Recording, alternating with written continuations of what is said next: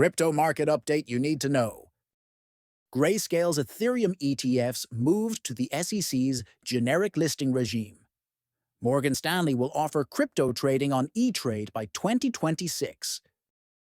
Bitcoin's digital gold thesis is challenged as gold soars.